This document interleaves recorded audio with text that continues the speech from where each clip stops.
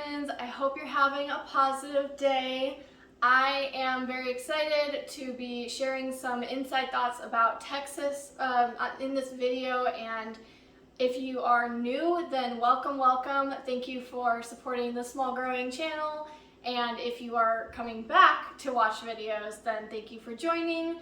And I'm very excited to give more information about how I have felt about Texas since moving here. If you have seen the past videos, I moved here 7 months ago to the Dallas County area from Maricopa County area for Arizona. And I actually grew up in Muskegon County, Michigan. So it's been very different in weather and changes. So I'm moving a little bit more towards the east again, being in Dallas County, Texas. And I'm going to share a whole bunch of information about the area, so stay tuned and listen on. So there will be a little bit of comparisons between where I've been and what I've experienced, just because that's where I've lived. So if you know the Arizona area or the Michigan area, somewhere along those east and west weather-wise and how they operate, then you'll definitely see some comparisons in this video. But I tried to stick solely on Texas and just how I feel being here, how I've taken the changes in my life, and hopefully you can learn something from it. We're gonna get started with transportation. So with the Dallas County transportation, I have to say it's a little crazy for me. It's a little hard to understand. So in Arizona, they have a more grid system, as my friend put it, where you can just go around the corner and you'll find your way back into an area. There's a lot of parallel or adjacent highways, so it's not super curvy and overlapping. It's pretty straightforward.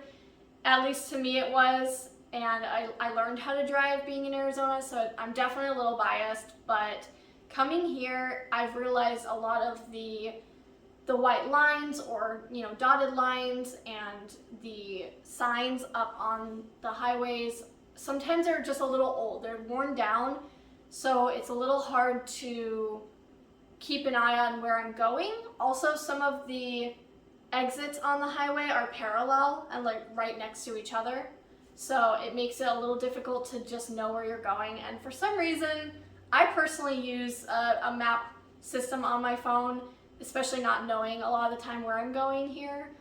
But for some reason, it's just not super reliable. Also, the Dallas-Fort Worth Airport, I've been to both Dallas Love Airport and Dallas-Fort Worth Airport. And the Dallas-Fort Worth Airport, personally, I've driven, and it is very confusing for me. I have car anxiety, so trying to make sure I know where I'm going and I'm driving correctly, I'm not putting anyone in danger, is very important to me.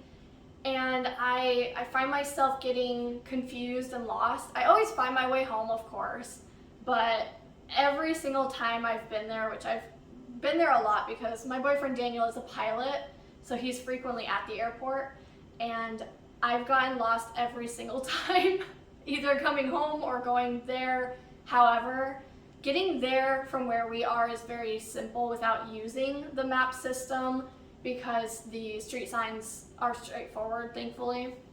But if you use the map system, it confused me and took me somewhere else, but also coming back. So if you go in one terminal and then you go in a different terminal, they have different exits and different ways to get back. So it just gets a little confusing. Another thing that I had to learn about with coming to Texas is the toll system. So we don't have tolls in Arizona. I'm pretty positive that Michigan also did not, at least in the area that I was in.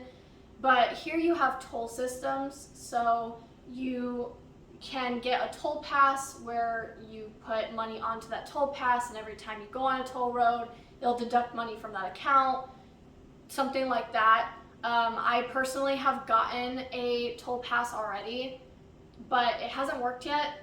I don't use the toll roads. I use my map. I tell my map system to take off toll roads, so you can definitely do that if you are not used to tolls or you don't care about the added benefit of a more quiet drive or quicker lanes.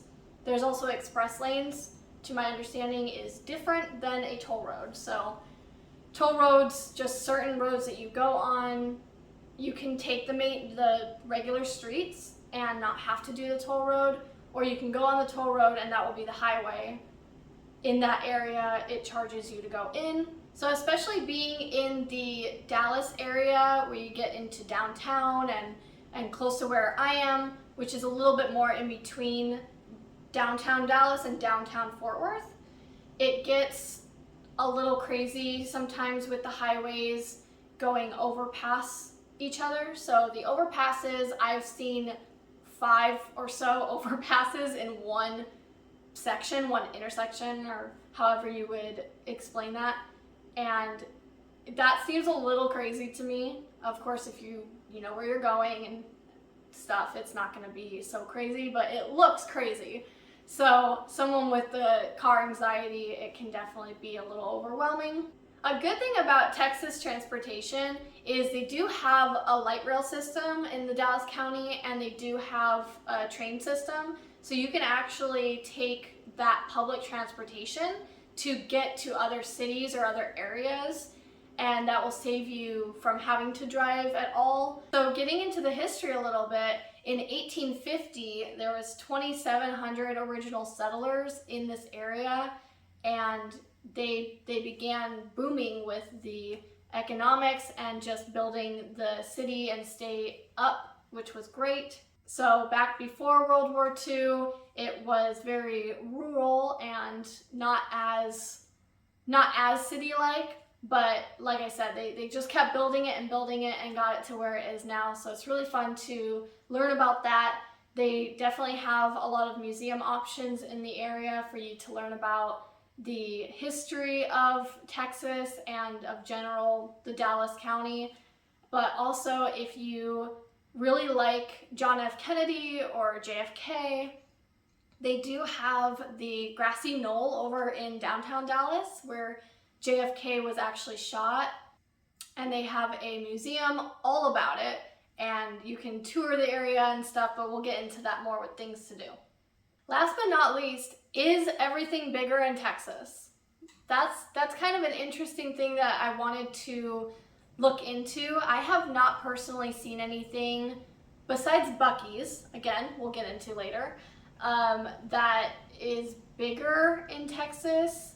But looking into it, it's mainly talking about the state size. So Texas is just the second biggest state, apart from Alaska in the United States. It is really big. So you can put multiple states inside of the size of Texas. Alaska is a little over double the size of Texas, believe it or not. Pretty crazy, but it is very big. So they are known for being big, and they really stuck with that motto for having big farmland, lots of land, as well as everything that they can make big. They use that slogan. So it's really fun to see kind of the biggest items that might be in Texas. I would also say that their buildings are pretty big, and pride. So Texans are very Texan pride, which is great. So if you really love having the love for your area and the love for your state, is definitely a big thing here. You see the star, the solo lone star of Texas everywhere, and you see Texas in the name of a lot of things, a lot of places, restaurants and buildings. It's everywhere. And especially your Dallas Cowboys, you will see, if you're into sports, they are a football team for the NFL, National Football League, and they are very well known and very, very celebrated here. Touching on the cuisine for a little bit in Texas, I have noticed a lot of Tex-Mex, so Texas Mexican food. If you have not ever tried it, it is definitely in certain areas. But here you can look for any Mexican places. To me personally, and again, biased coming from Arizona, I had a lot of really good Mexican food. We had a lot of Mexican influence there, being right next to the border. And coming here, if you get Mexican food, it feels like it's all a little bit of a mix of Tex-Mex. It's not as spicy, so if you don't like the spice of Mexican food, it's definitely a lot easier to handle out here. I personally am a spice lover, so I'm still trying to find a place that really gives me that Mexican, authentic, greasy, spicy food. But also there's a lot of Indian influence, like I mentioned before, a lot of Indian cuisine, and they have a lot of stores for Indian food and Indian supplies. So a lot of that is in the Dallas area that I'm in. So if you like having the cuisine itself or going and getting supplies, it's really popular here, so you'll definitely find something. And of course, what is Texas without mentioning steakhouses, barbecue, having sauces, and Buc-ee's, again, we will get into later, but it is a gigantic convenience store, gas station, and they have a lot of sauces, a lot of rubs and barbecue utensils and things to flavor up your meat. They love meat, they love jerky. Steakhouses, like I said, big steaks, really good meat, really good steak, ribs. I'm not personally a barbecue person, so barbecue sauce and smoky meats and whatnot is not my style of choice for eating, but I definitely love a steak, so getting filet mignon or a T-bone or anything like that, really good meat here.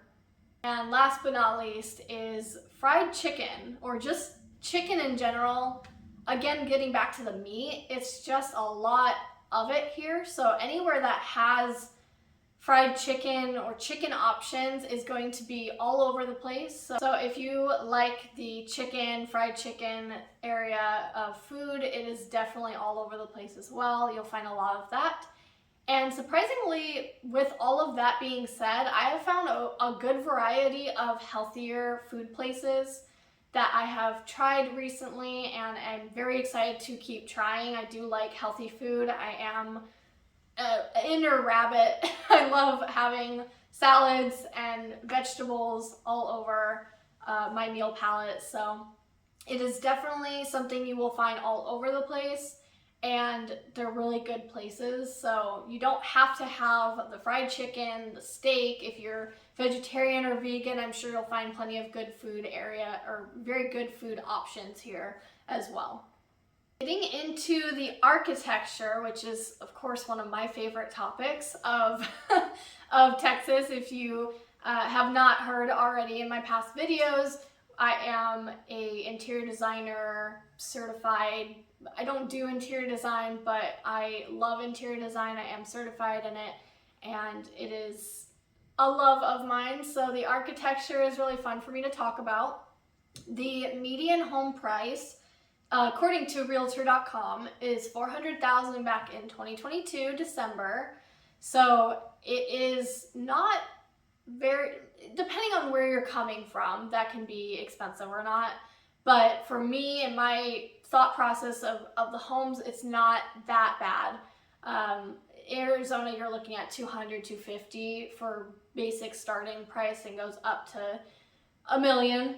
But the houses and architecture here, even just going to the store, going to Kroger, or that's known as Fry's in Arizona, the Kroger brand store, or any of the other stores, even Men's Warehouse, has this beautiful architecture of A-line ceilings, of roofing, and having brick all over the place. It's a lot of brick, so you can go through a neighborhood if you like kind of that maybe New York style where they just have a lot of brick and the A-line roofing and trees all over, and you just drive through the street and it's really pretty. So they have all kinds of colors of the brick, mainly going to be your more red, orangey tones, more natural, but there's some dark ones. Some people have light ones, but not too common. And it's just really pretty. They look like mini castles to me. So some of them, a lot of them will have the the round cylindrical maybe entryway or a side of the house, and it just really gives the kind of princess castle vibes. They don't have big backyards or side yards that I've seen, but it's just really cute. So if you don't need a big side yard or a big backyard or whatever, and you want your house to be a little bit more fairy tale, it's very cute. It's something that I enjoy driving around and seeing. Now, the weather aspect of Dallas County, northern Texas, that whole area is pretty interesting to me, and I'm excited to talk about it. So it does get hot. I haven't been here in the summer yet, but I do know that it's fairly similar to the heat that I experienced being in Arizona, and the big difference that I noticed being like September is when I showed up. So having wind, so my area is very windy. It's almost every single day you're gonna get wind. So that's very nice. And it really cuts down if there is any kind of warmth in the sun or humidity even. It can help with that. So I haven't experienced personally feeling the humidity in the air, besides if it gets past 70% or so humidity, then you're gonna start feeling a little sticky, but it's not bad for me. I have not experienced a bad day yet in the warmth. It has not gotten past up to the triple digits yet, so that's been really nice. I think the warmest might have been low 90s, but for me, that's crazy being in like September, October time. So it cooled down pretty nicely. I've had a lot of days where I can have my door open, my windows open. Maybe for 2 or 3 hours, I would turn the AC on because it got too warm with having the sun directly in my apartment. But otherwise, the weather has been fantastic, and I'm very excited to have a little cooler weather. But also, speaking about the cooler weather, you do of course have the give and take. So that wind becomes very brutal in the cold weather months. So that's starting December, it'll start getting to that chilly, colder 50s, 40s area. Once you get into the February, which is currently at the time of this recording, that's when it's really cold. So you'll get into the 30s mainly, and you'll still have some days that fluctuate, and it'll be 70 and beautiful and nice and everything to go outside, but you do get a kind of ice storm, I think they call it here, where you get snow for a day, maybe 2 in the February time, and it just snowed for us January 31st. Oh my gosh, it is so cold out here. It is 27 degrees Fahrenheit, and it feels like 16 because of the wind chill. So definitely have to bundle up. My poor Michigan blood is all gone, and Arizona blood has set in. So now I gotta get back to at least Texas blood. But oh my gosh, I'm so happy that it snowed. It's so pretty. The background. Ah, I love it. So I thought I'd give you a close-up of what the snow looks like. It is kind of ice now because it's been here all day. But that looks like snow. It's actually like tiny, if it'll focus, tiny little hail pieces. And the second day, it was all very compact and hard. And the snow that you did get wasn't soft snowflakes. It was more like hard, like hail, like tiny hail. So it didn't hurt or anything hitting you, kind of felt like rain hitting you. But it was snow, and it was beautiful. It was just a nice little tiny layer to make the area white and freeze over. And then you got some rain, some sprinkles of rain for a day or two, and that made it all become ice. And then of course it was hard for driving and sliding when you're walking, taking your dog out or anything. So that was a little bit harder. All of the cars got iced over if you're not in a garage or a carport.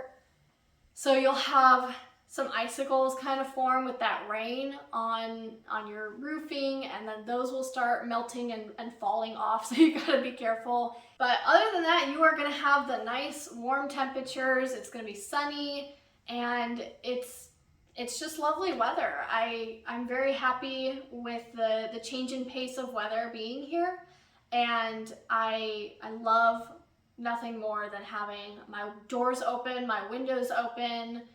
One of my favorite topics is the nature and wildlife of anywhere that I go. I am a big lover of animals, and being in nature, doing hikes or walking trails, or just experiencing a new place and seeing what their agriculture is like and what the area has to offer naturally. So a big thing that I love about this area is you have a lot of wild animals. The wildlife is very high, so there's free roaming cows near me, and so you see them just kind of grazing the area and walking around, having babies, and it's super cute. You'll hear them very rarely. They're pretty quiet, but sometimes when you hear them, they're loud, and you get to experience that. I have seen and a lot heard. We have a big field near us, so in the nighttime there will be wild coyotes, and it seems that they only make a noise. There's a certain time that they make a noise, and I would presume it's when they have dinner. They're fighting over dinner or something.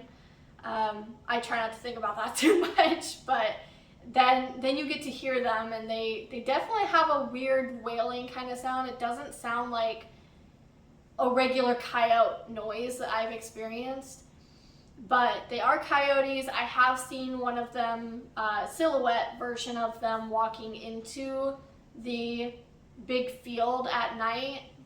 They were on the main road, and they had a spotlight kind of on them. So I did get to see them, and they have a very distinct body shape and walk. And so they are coyotes, and it's just really fun to people call me crazy, but I think it's really cool to be that close to a natural thing, something that's unique and not, they're not house pets, they're dangerous. So you have that. You also have free roaming, wild bunnies all over the place, so you'll catch them in the more summer, fall time. They're super cute little cottontails. So they have the little white cotton ball tail, very cute, and my dog loves to try to herd them because she is an Australian Shepherd, so she has the herding nature, but they're adorable. Other than that, I've seen a lot of butterflies, dragonflies. The fall time is definitely full of bugs. I've seen a lot of spiders, mosquitoes, but the beautiful butterflies and dragonflies all over the place. I love that. I might get some milkweed when it's the proper time for them to be in the area, because they do migrate, butterflies, and so I might get some milkweed in the time that they are supposed to be in the area and set that out for them. But there's also a lot of sunflowers. So getting into a little bit more of the nature side of it, there's a big field. Our big field that's by us is full of wild sunflowers. So of course right now they're completely dead, completely arid, brown, dead. But in the fall time, they are all popping up and bright and beautiful, and they make me really happy. So I love seeing those when they are out. Texas is definitely not going to be your most green area. It's not arid, it's not brown, but it is considered a flat land, so there's not a ton of greenery everywhere that you look, but there are a lot of green spots. There's a lot of nature to be found though, so I personally am still experiencing a lot of the areas that have this, but there are, in this Dallas County, there's a lot of lakes, so you'll definitely find a lot of areas that you may be able to go in water or rent a boat and have a picnic, or there's a lot of green open fields that you can find, walking trails or hiking trails. And I personally have found some really cute little areas like botanical gardens. There's a lot around, so I'm excited to keep trying to find some places. Where I have found them so far that I love is Fort Worth. The Fort Worth Botanical Garden is absolutely beautiful. It has a little Japanese friendship garden kind of section, and it is huge. So it's definitely worth the price to get in.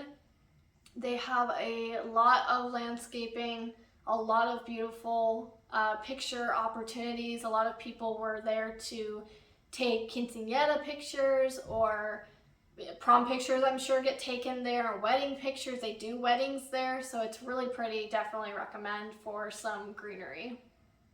If you are looking for some things to do in the area or how good the location is, I will definitely give you some inside scoop on that. They do have a lot of options, like I said, for museums and history, if you like that side of things. They also have a lot of restaurants, so if you like to go out and have, family dinners or friend dinners, that's a really nice scene that we like to enjoy ourselves. They also have the Texas State Fair in 2023 is end of September to end of October, so you can definitely enjoy that. They also have the Renaissance Fair, Texas Renaissance Fair from early October until the end of November, and that's for 2023's date, so it's always around those times, and you can really experience the Renaissance Fair and all of the more medieval side of things. If that's something that you like to partake in, I can't wait to go. Something I personally love to enjoy is aesthetically pleasing coffee shops, which I have found in Capel. If you didn't see my last video, there's also farmers markets I love to explore. That's also in that video. And just little things, shopping, window shopping, going to somewhere like downtown Dallas will have your more city vibe, of course, so it's gonna be a lot closer together, a lot more walking friendly, and places, boutiques, all over the place that you can just walk down the street or the area and explore all the little things that you can do in one little spot. So it's super cute. Lots of murals and statues and art pieces that you can take pictures with. So you'll definitely find something to do. That is just my inside scoop of the area and how I feel so far being here. It is definitely a temporary home for me. I don't plan to be here for more than maybe another year.